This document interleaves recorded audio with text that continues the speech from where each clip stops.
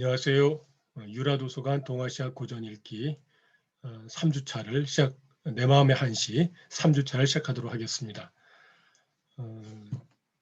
오늘은 세 번째로 그 소식의 계음당이라고 하는 시를 살펴보도록 하겠습니다.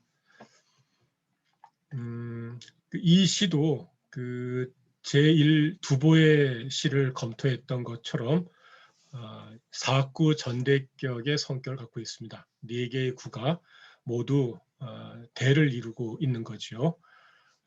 한번 시를 읽고 강의를 시작하도록 하겠습니다. 제목을 보면 계음당이라고 되어 있습니다. 시냇가란 뜻이고요. 음은 그늘이죠. 근데 이게 시냇가 그늘이란 말이 좀 어색하긴 합니다만은 어쨌든 이 직역을 하면 이렇게 되는데요.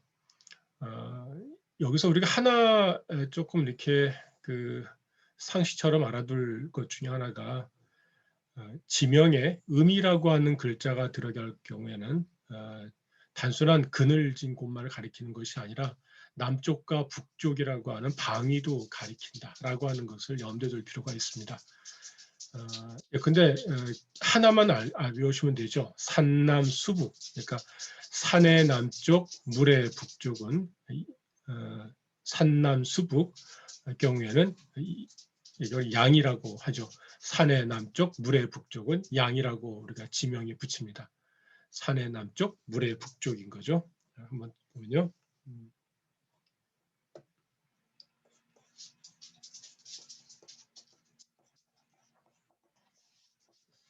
산이 있고 물이 흘러가면 산의 남쪽, 물의 북쪽 이 지역을 부를 때는 한자로 양이라고 하는 지명에 쓰여지는 거예요. 우리가 서울을 한양이라고 부를 때 한수 북쪽을 가리키거든요. 밑에 한수가 흐르가죠. 그죠?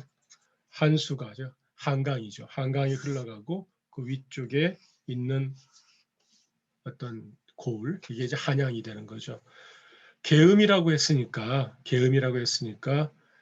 이 반대예요. 음자는 요거의 반대니까는 삼북수남일 때죠. 그러니까 이게 계곡이 흘러가고 있으면 계곡의 남쪽 부분의 지역을 계음이라고 하는 겁니다. 그러니까 여기 나오는 계음의 음자는 그냥 시냇가 그늘 아래 지어놓은 당이란 뜻도 될 수가 있는데요. 지명에 들어가는 음이라고 하는 글자는 기본적으로 산북 수남의 경우에 쓰기 때문에 이거는 물의 남쪽, 시냇가 남쪽에 정자를 세워두었구나 라고 하는 것까지 우리는 짐작할 수 있어야 됩니다. 이 계음당이 어딘지에 대해서는 뭐 정확하게 나오지는 않습니다. 그래서 이거는 그냥 다만 여기 시제 여기는 양주 의진현의 동범시 정원이 해당한다고 되어 있습니다. 이거 나중에 강의안을 보시면 좀 정확히 더 아실 수 있을 겁니다. 동범시 정원이라고 하는데요. 양주 쪽에 있대요. 양주.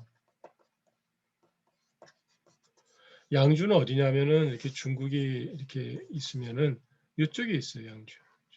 그러니까 이쪽에 있습니다. 그러니까 지금 거의 요즘 더 가까운데요. 양주 그다음에 좀 내려가면 이쪽으로 하면 이제 이른바 소주, 항저고 그 부근이에요. 우리 양주의 자살을 지냈던 분이 바로 우리 최치원이죠. 그러니까는 이쪽이 남쪽입니다. 남쪽 지역에 이쪽에 있는 거죠. 자, 시를 읽어보겠습니다. 백수 만시 쌍노하 녹괴 고처 일선음 주성 문외 삼간일 와간 계남 신무음. 아까 제가 계음당할 때 음자는 물의 남쪽이라고 말씀을 드렸었죠. 마지막에 그 추측이 맞다라는 것을 알 수 있는 시어가 등장하네요.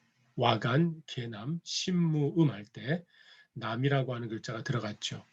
그러니까 이 시냇가 남쪽 지역의 그늘진 땅에 어쨌든 이 계음당이 있을 가능성이 있다라고 볼 수 있습니다. 자, 하나씩 보도록 하겠습니다. 이 시는 아까 말씀드린 대로 네 구가 모두 이 대를 이루고 있다고 그랬죠. 보도록 하겠습니다. 백수 만시 쌍노와 흰 백자죠. 백수는 하얀 물인데요. 물빛깔은 투명하다고 보통 얘기할 터이지만은 멀리서 볼 때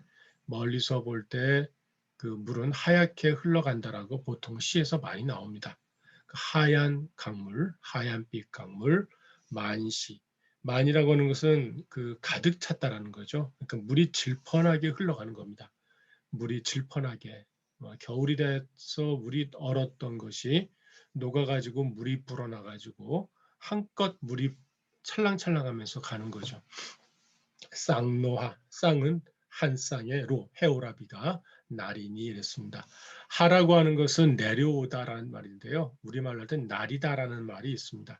내리다, 내리다는 뭐뭐를 내리다니까는 타동사가 됩니다만은 날이다라고 하면은 뭐뭐가 나려오는 거죠. 그러니까 자동사가 됩니다. 그래서 하얀 강물이 가득 차 질펀하게 흐를 때 두 마리의 해오라비가 나려오고 그런 얘기죠. 록괴 고처 일선입니다. 녹은 푸를 녹자고 괴는 회나무 괴자입니다. 그러니까 초록빛 회나무가 고처, 초록빛 회나무의 고처, 높은 장소에, 높은 곳에 일선, 선은 매미 선자입니다. 그래서 매미 한 마리가 울고 있네. 매미는 울명자를 쓰기보다는 여기처럼 음자를 씁니다. 그러니까 어감을 좀 아시겠죠. 음이라고 하는 것은 찌르찌르, 뭐 맴맴 이런 것처럼 벌레가 약간 읊조리는 거, 벌레가 우는 소리인데 이렇게 통쾌하게 쫙 울어제끼는 것이 아니라 뭔가 이렇게 울듯 말듯 하면서 꺼이꺼이 하는 느낌. 이게 바로 이제 읊조리는 음자가 되는 거고요. 명이라고 하는 것은 말씀한 대로 통창하게 아주 울음소리 터지는 거죠.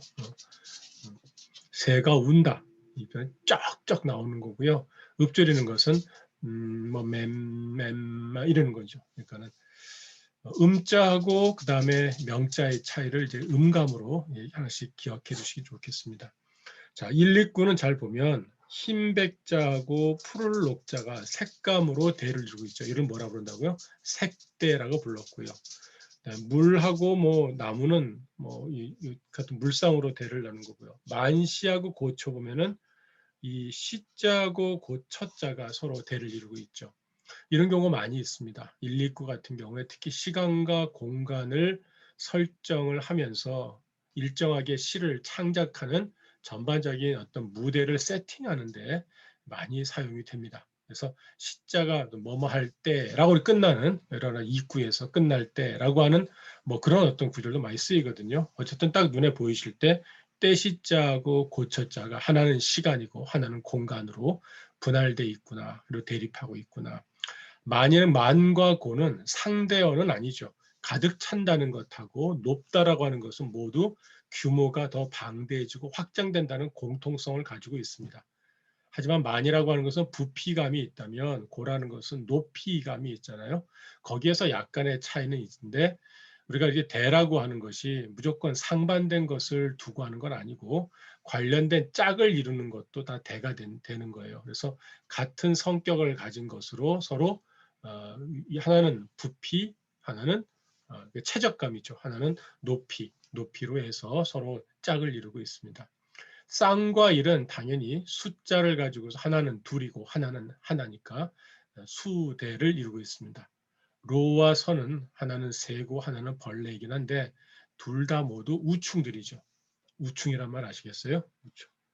날개를 갖고 있긴 해요. 근데 물론 하나는 벌레고 곤충이고 하나는 새긴 합니다만은 어쨌든 이것도 성격이 조금은 유사한 것으로 서로 짝을 이루고 있습니다. 하와 음은 사실은 하나는 둘 다 동작이죠. 하나는 내려오는 거고 하나는 울고 있는 거니까 이건 동작으로서 서로 짝을 맞추고 있다는 겁니다. 이렇게 짝을 맞추게 되면 어떤 효과가 있을까요?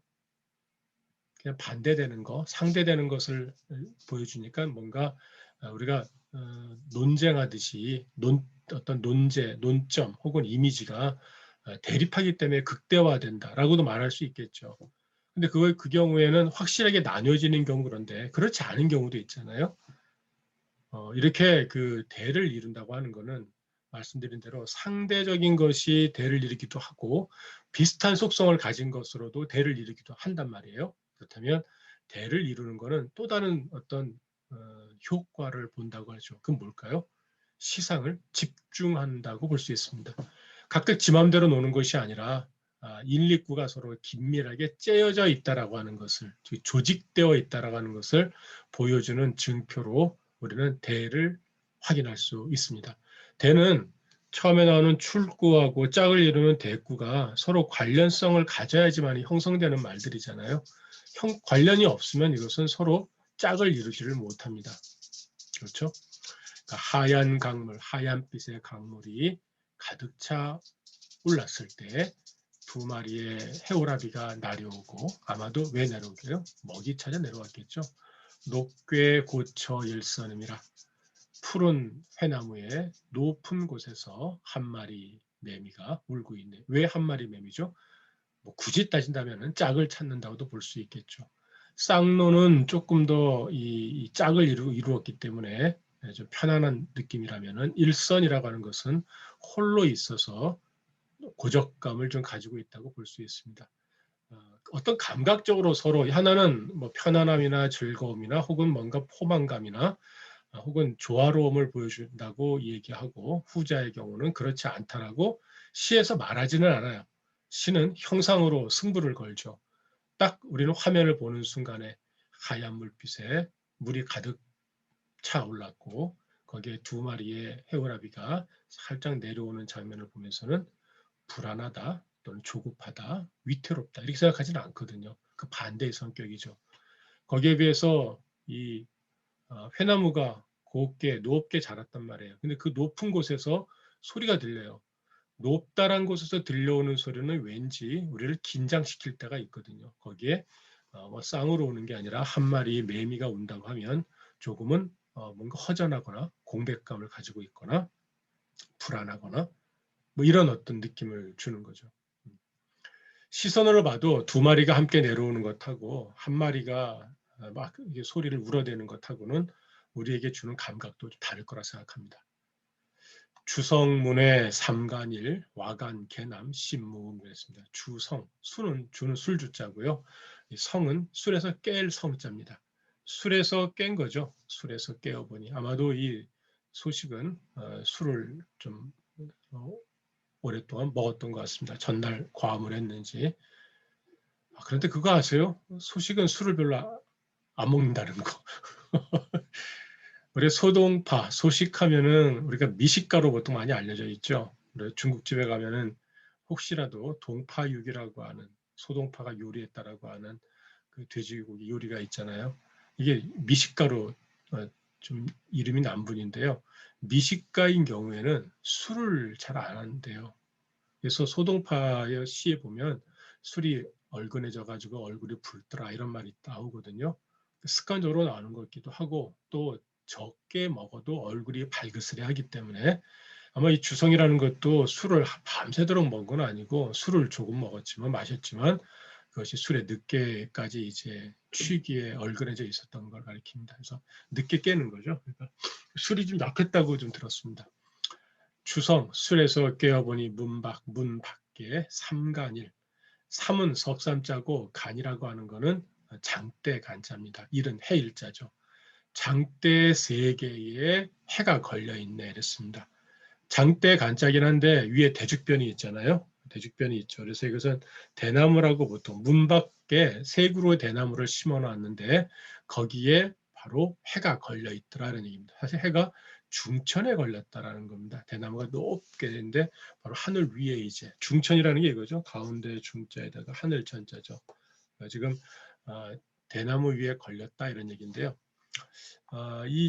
이 삼간일이라고 하는 말은 조금 우리가 볼 필요가 있어요. 원래 이게 일출삼간이라는 말이 있습니다. 해가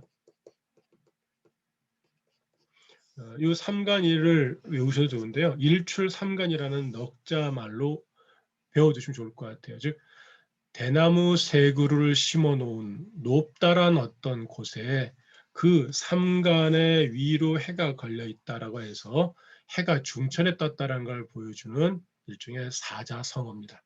그래서 삼간 또는 삼간일 나오면은 이것은 해가 중천에 떴다는 것을 보여주는 말이구나 라고 기억하시면 좋을 것 같습니다. 해가 일출삼간, 일출삼간이라는 말은 해가 중천에 올랐다. 이때 되면 어떻게 돼요? 해의 기운이 가장 셀 때잖아요. 그래서 이 아침부터 있었던 안개라든가 뭐 이런 것들이 사라지게 되죠. 상식 하나 알려드릴게요. 사람을 우리가 사형을 할 때 언제 사형을 하죠? 낮 12시일까요? 밤 12시일까요? 낮 12시에 한다고 합니다. 그 이유는 어, 그 이유는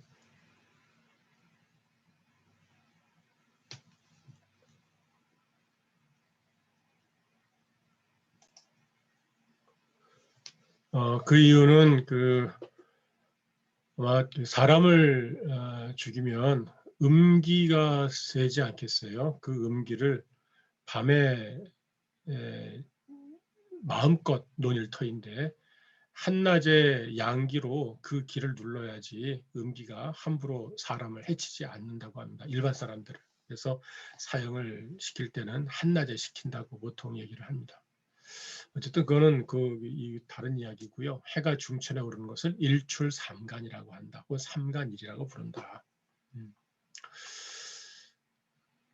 그리고 회나무라고 나오죠. 아까 삼간이라고. 그래서 술에서 깨어보니 눈 밖에 대나무 세 그루 위로 해가 걸리고 즉 중천에 걸렸어요. 그래서 와간 개남 신무음이라.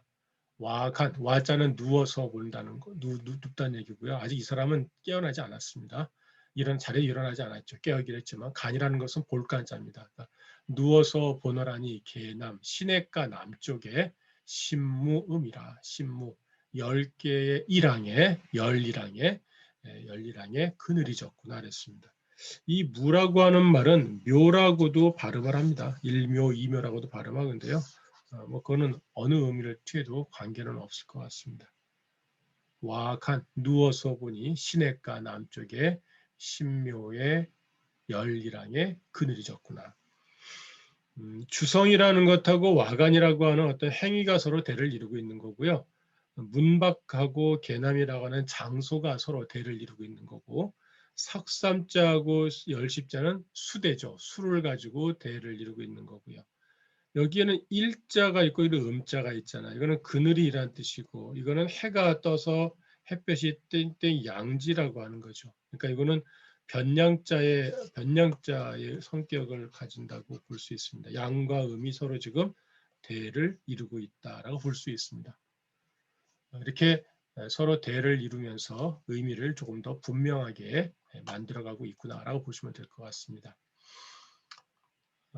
이 구는 구구하게 대우하지 않았다 그래요. 그러니까는 하지만 자연스러운 대우를 이루었기 때문에 노작이다라고 얘기합니다. 노작이라는 말은 노성하다라는 얘기거든요. 늙을 노자에다가 이룰 성자 또는 자자인데 이때 노자는 늙다란 뜻이 아니라 원숙하다, 노숙하다 이런 뜻입니다. 익숙하다란 뜻이죠. 애써 짝을 이루려고 한 건 아니고 그래서 보면은 약간 이렇게 어긋나는 부분들이 있잖아요. 그런 부분에 대해서는 그럴 수 있다라고 보는 겁니다. 우리 주석에 보면 이 간이라고 하는 글자에 대한 주석이 이렇게 나와 있어요. 간은 거성이다 이렇게 되어 있습니다. 간은 거성이다 그랬습니다. 거성이라는 말은 우리가 현재 평상, 거입, 사성 가운데서 입성이라는 것은 현대 이 말은 많이 사라졌다고 그러죠. 그래서 입성은 우리가 술, 밥, 떡 해가지고 리을 또는 비읍, 그다음에 기역으로 끝나는 단어들이 글자들이 이제 우리가 입성이라고 보통 그러죠. 그리고 현대 이 중국어에서 1, 2, 3, 4성 가운데 1성과 2성이 원래 평성이었고요. 그다음에 3성이 평상성이고요. 4성이 보통 거성이라고 합니다. 입성은 지금 이제 현대 중국어에서는 나타나지 않는다고 보통 이야기를 하긴 해요. 어쨌든 그래서 일성과 이성이 이제 평성이 되고 상평성, 하평성 나눠지겠죠. 그다음에 삼성이 상성이고 사성이 거성이에요. 일성, 이성, 삼성, 사성 이렇게 쭉 내려오죠. 이렇게 딱딱 이렇게 되잖아요. 이렇게 현대 중국어에서 이 가운데 거성이라고 했으니까 사성이에요. 사성. 그죠? 사성으로 쓰이는 경우에 간이라고 하는 글자는 어떤 뜻인가 이런 얘기입니다. 간은 평성으로 쓰이는 일성이 있어요. 그러니까 이게 일성, 평성으로 쓰일 때는 하고 지금 거성으로 쓰일 때 이 두 개의 의미 있는데요. 평성으로 쓰일 때는 우리가 감시하다, 보호하다라고 이런 뜻으로 봅니다. 이것은 간수하다 이럴 때 쓰는 거거든요. 우리가 다시요. 평성일 경우에는 우리가 감시하다 또는 보호하다 라는 뜻으로 쓰여요. 그런데 거성일 경우에는 완상하다라는 뜻입니다. 완상하다. 즐겨서 본다 이런 얘기죠. 또 조망하다. 그러면 아시겠죠. 와간의 간자는 감시하는 것이 아니라 살펴보고 지켜보는 것이 아니라 누워서 완상하는 겁니다. 누워서 즐기는 거라고 볼 수 있습니다. 그래서 와간, 개남, 심무할 때 간이라는 글자는 누워서 지켜본다. 이게 아니라 누워서 완상한다라는 뜻입니다. 그러니까 이 간의 의미하고 어떻게 보면 성자의 의미하고 주성과 와간이 서로 약간 연결이 될 수가 있죠. 술에서 깨어보고 나서 나는 확실하게 일을 해야지 이런 게 아니라 술에서 잠깐 얼핏 깨었고 누워서 편안하게 저쪽에 그 내 눈길이 닿는 그곳을 편안하게 바라보면서 완상하구나 라고 이렇게 보시면 될 것 같습니다. 번역을 한번 다시 읽어보겠습니다. 자, 기억을 잘 해주세요. 간이라는 글자는 평성과 거성으로 쓰인다. 평성, 현대 중국에서 일성이 있고 사성이 있는데 일성일 경우에는 감시하다, 보호하다 이 뜻이고 사성일 경우, 즉 거성일 경우에는 완상하다, 관찰하다, 조망하다라는 뜻을 가지고 있다. 여기서 완상의 뜻인 거죠. 그 다음에 회나무라고 하는 것에 대한 어떤 주석을 조금 보완할 필요가 있을 것 같습니다. 그래서 요거는 지금 여기 우리 주석에 제가 써놓은 거라서 그거를 확인하면서 보도록 하겠습니다. 이 부분입니다. 지금 보이시죠? 이 부분입니다. 제가 읽어가면서 하도록 하겠습니다. 괴유수종, 회나무에는 몇 개의 종류가 있다. 엽대의 흑자, 명, 양괴, 이파리는 크고 검은 것을 양괴라고 부른다라고 했어요. 또 주함야계자, 낮에는 이파리가 붙었다가 밤에는 벌려지는 것이 있는데 이것은 수궁괴라고 부른다. 회나무 종류를 얘기하는 거예요.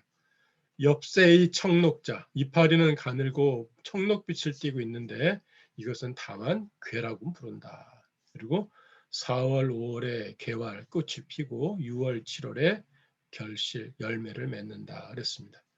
어찌 보면은 지금 여기가 우리가 아까 계절로 보면 이게 지금 어찌 될까요? 계절로 보면은 녹괴라고 했으니까 뭐 큰 차이는 없는데 매미가 나올 때니까 한여름이 되겠죠. 그러니까 아마게 요머려 6월, 7월 경이 되지 않을까 싶긴 합니다. 그죠?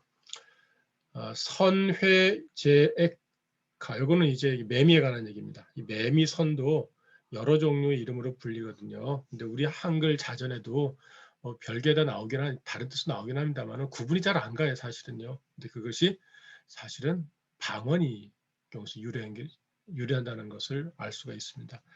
이 선의 회, 소리 내는 부분을 회, 불이라고 했습니다. 에카, 바로 겨드랑이 아래에 있다. 겨드랑이 비벼가지고 소리를 내는 거죠. 그러니까 이게 날개하고 몸을 부딪혀가지고 비벼가지고 소리를 내잖아요. 그래서 이렇게 매미의 주둥이는 겨드랑이에 있다. 진나라하고 진나라 주로 이제 서쪽과 북쪽이네요. 그쪽에서는 선이라고 부르고 초나라에서는 주라고 부르고 다 똑같은 곤충을 가지고서 지역에 따라 다르게 부르는 겁니다. 송나라, 위나라 이건 중원 지역이죠. 여기서는 당이라고 부르고 다 찾아보시면은 매미 또는 싱싱매미 뭐 다 그렇습니다. 매미 자예요. 그러니까 얘나 다 모두 매미란 뜻을 갖는다. 자, 요거 기억을 해 두십사라고 말씀드립니다. 우리 지난 시간에는 연에 대해서 공부를 했죠. 이번에는 매미 손자, 매미 조자, 매미 당자 이것이 각각 별개의 어떤 매미 종류를 가리킨다기보다는 하나의 어떤 사물을 각 지역마다 다르게 부르는 이름이더라라고 하는 거죠. 이러면 우리가 하나 유추할 수 있습니다. 훗날 어떤 특정한 대상을 막 다양하게 부르는 이름들이 있잖아요. 각각에 대해서 우리나라 자전에 무슨 뜻이 나뉘어져 있다 하더라도 혹시 이것은 지역에 따라 달리 부르는 것인데 구분하지 않고 그냥 이렇게 이것이 다른 별종의 어떤 사물인 것이냐 부르는 것은 아닌지라고 한번 의문을 품어볼 필요는 있습니다. 자, 그 다음에 그럼 한 번 더 번역을 정리하고 이 시를 마무리 짓겠습니다. 우리 소식 얘기를 하나도 안 했어요. 그죠? 소식에게서 우리가 꼭 기억해야 될 것은 동파라고 하는 호죠. 그런데 이거 외에도 기억을 해둘 부분이 좀 있긴 있습니다. 이것도 제가 주석으로 이렇게 붙여놓은 곳이 있는데요.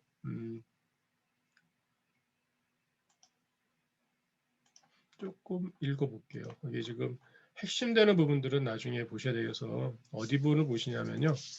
요분입니다. 소식은 이때 살았는데 우리 시기로 하면은 고려한 중기쯤 될 때죠. 자는 자첨이고 호는 동파거사고 호 파공 파선이라고 합니다.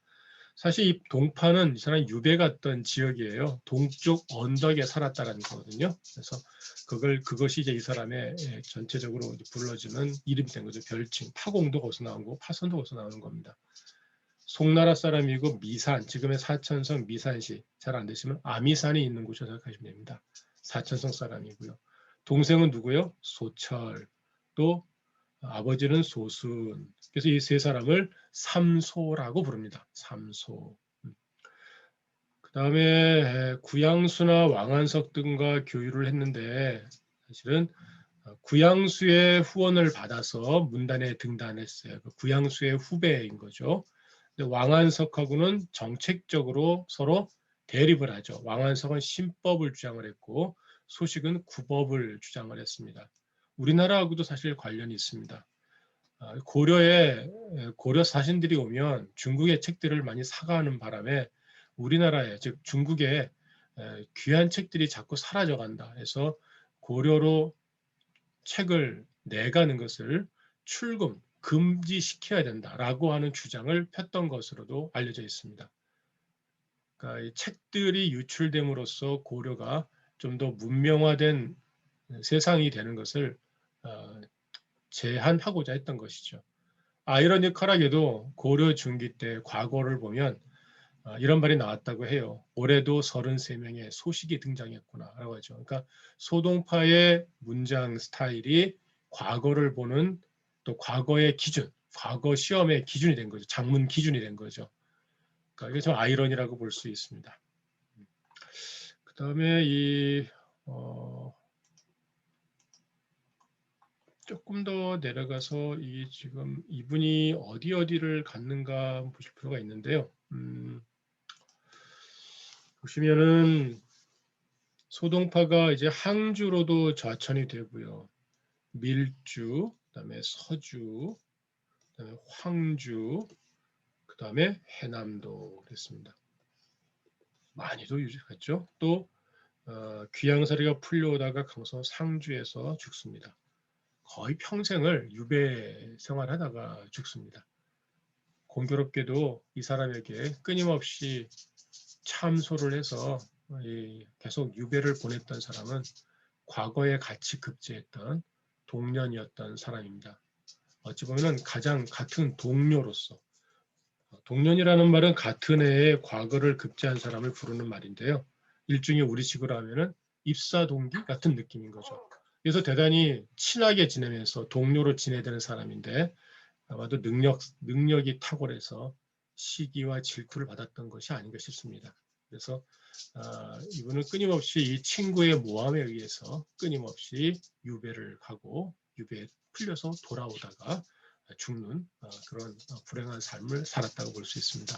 우리가 알고 있는 동파 무슨 아까 말씀드렸던 뭔가 이렇게 풍요롭고 또 여유로우면서 또 이렇게 느긋한 어떤 그런 삶을 살았을 것 같은데 그러지 못했던 분이죠. 자, 뭐 여기까지 하면 저도 이게 하지만 여러분이 꼭 외워야 되는 거 다 외울 필요는 없는데요. 이 부분을 외우셔야 됩니다. 즉 이게 자자첨 호 동파고사 파공 파선이다. 이 사람 어디 출신이다? 미산 출신이다. 아버지는 누구고? 소순이고 동생은 소철이다. 이 세 사람을 삼소라고 부른다. 까지는 일단 기억해 두시고 중요한 인물들 구양수에 의해서 추천받았었고 왕안석과 법으로 서로 대척점에 있어서 끊임없이 정치적으로 서로 부침이 있었다라고 하는 거.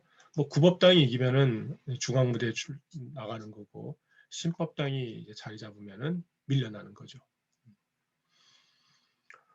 자, 그러면 시 마무리 짓도록 하겠습니다. 이 시를 보시면서 이 소식이 이렇게 뭐 느지막하게까지 뭐 일어나는 거는 뭐 여러 가지 이유가 있을 터인데 이건 지금 바쁜 중앙정계의 생활은 아닌 것 같고요. 아까 이 지형적으로 보면 이 항주 쪽에서 지낼 때 쓴 시인 것 같습니다. 양주 쪽이니까요. 예. 바로 옆은 아니지만은 그쪽에 있을 때 쓴 것 같아요.